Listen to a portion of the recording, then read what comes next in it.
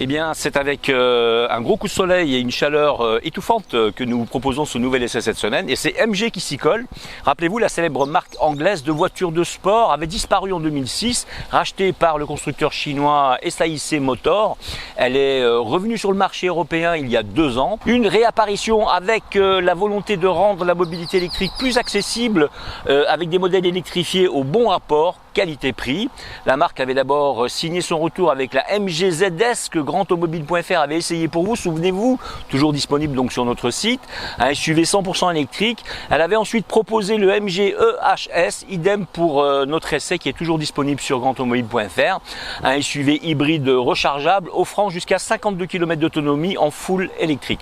Aujourd'hui, avec le Marvel R qui vient d'arriver dans sa concession LAN Automobile en Martinique, MG affiche son ambition de séduire la clientèle européenne, tout comme celle de nos îles, une clientèle qui apprécie le design, le luxe et les performances, mais aussi une autonomie qui doit être absolument confortable compte tenu de la configuration de la Martinique en particulier, et tout cela évidemment toujours dans un prix plutôt raisonnable.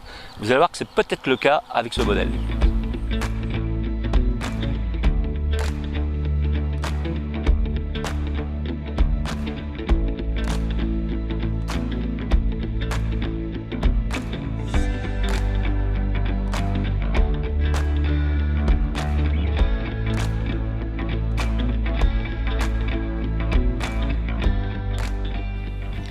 Eh bien, il est étonnant de voir à quel point et à quelle vitesse MG s'est hissé au niveau de la concurrence européenne avec son Marvel R, sans rien avoir d'ailleurs envie à ses rivales plus chers, ni au niveau des prestations, ni au niveau des finitions, ni même au niveau de son look. Reste à savoir si les conducteurs de voitures de société en Martinique auront à cœur de découvrir ses qualités. Voyons cela pour vous aider à tenter l'expérience. Mais bien sûr, ensuite, c'est à vous de voir si vous venez l'essayer. Le Marvel R est le dernier flon de la gamme européenne du encore jeune constructeur chinois SAIC, on l'a vu tout à l'heure.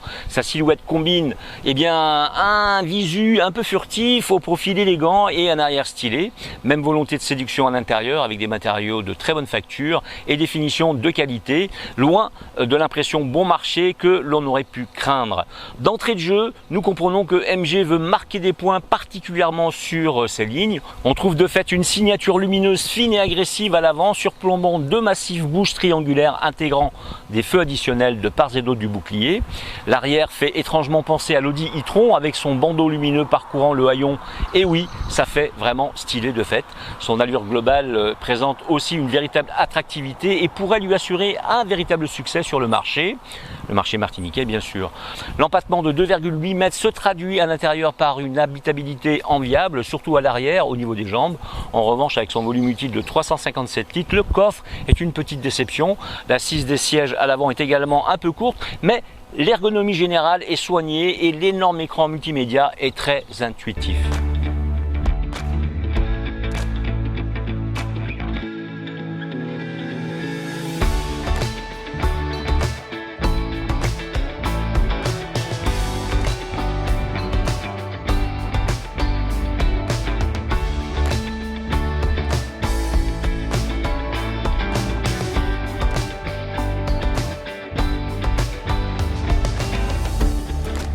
Dans ces modèles, vous avez 2 ou 4 roues motrices. La version 2 roues motrices du Marvel R est équipée de 2 moteurs électriques d'une puissance cumulée de 132 kW, des moteurs alimentés par une batterie d'une capacité de 70 kWh, offrant jusqu'à 400 km d'autonomie en cycle WLTP. A noter que la version performance, qui est notre essai de ce matin, à 4 roues motrices, ajoute un moteur électrique sur l'essieu avant.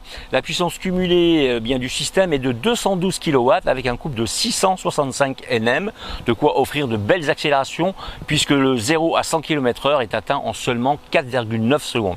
Par ailleurs, toutes les versions sont dotées d'un chargeur embarqué de 11 kW et pour une recharge sur courant alternatif. Le Marvel R accepte aussi la charge rapide en DC jusqu'à une puissance de 92 kW. Il est alors possible de charger la batterie de 5 à 80% en 43 minutes. Alors, à l'intérieur, un équipement de série très complet. Outre le système d'avancée d'aide à la conduite, le Marvel R bénéficie d'un pack d'équipements équipement haut de gamme très complet, ceci y compris dans la version confort d'entrée de gamme. Celle-ci comporte un toit ouvrant panoramique, une pompe à chaleur. Dans la version Luxury s'ajoute notamment une caméra 360 degrés, un chargeur sans fil et un haillon électrique avec une pédale virtuelle. Enfin, la finition performance, notre modèle encore une fois de ce matin, celle qui sera vraiment disponible en Martinique, bénéficie d'un système auto-boost avec 9 haut-parleurs. De tels équipements de série n'ont pas d'équivalent dans les modèles comparables proposés par les autres constructeurs.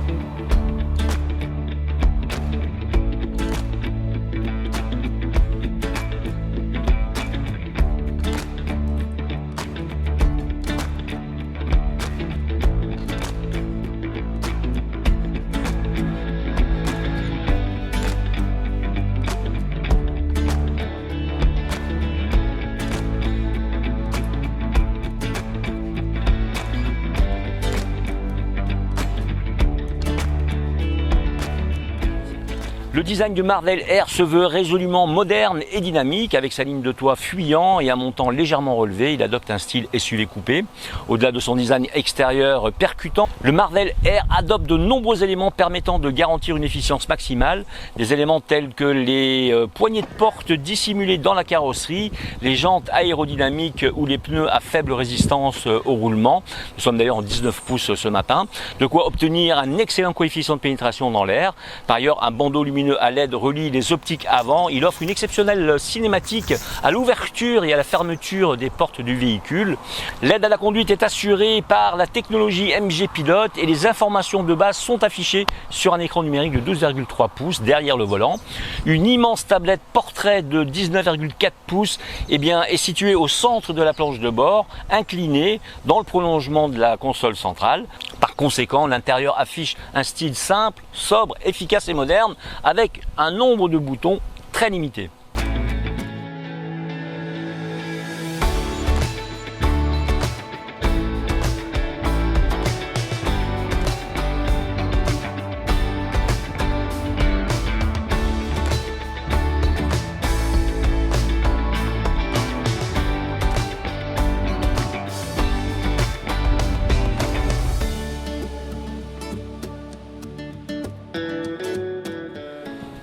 Un intérieur spacieux donc et branché techno, profitant de sa grande largeur, 4,67 m et de son empattement, on l'a vu, 2,80 m. L'intérieur est spacieux avec des sièges généreux.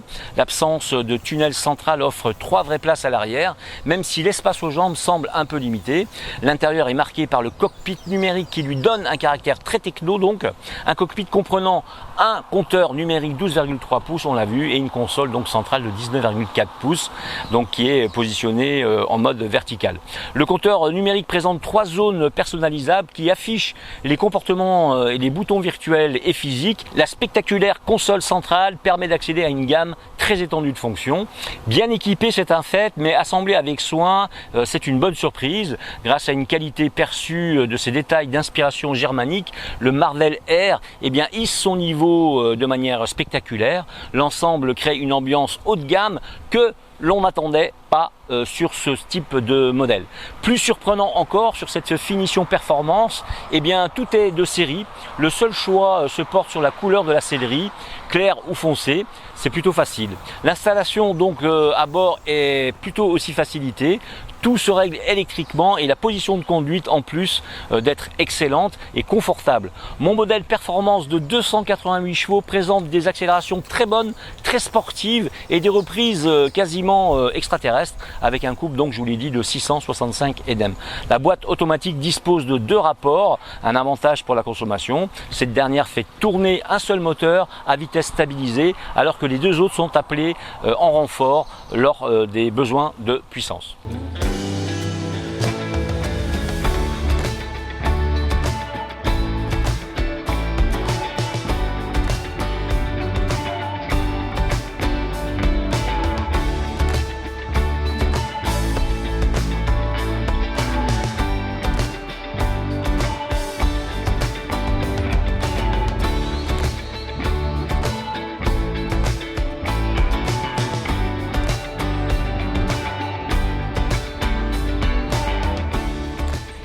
Mais le côté sportif s'arrête là, même si le comportement est neutre et sécuritaire avec sa transmission intégrale. Le Marvel R ne se montre pas dynamique au point de s'assumer et d'enrouler les virages par exemple. Son amortissement est en effet réglé sur un bon niveau de confort et le roulis se fait vite sentir. On préfère un rythme coulé, sans aucun doute, malgré un mode sport et même sport plus qui ne change pas grand chose au final. Les modes de conduite deviennent donc anecdotiques. Le silence et la direction douce préservent le confort de tous à l'intérieur avec un double vitrage même. En plus, la pédale de frein est constante et ne souffre pas de variations entre la régénération et le frein mécanique. Un petit regret quand même sur le maintien de ligne actif, il est bien trop intrusif pour qu'on le laisse brancher.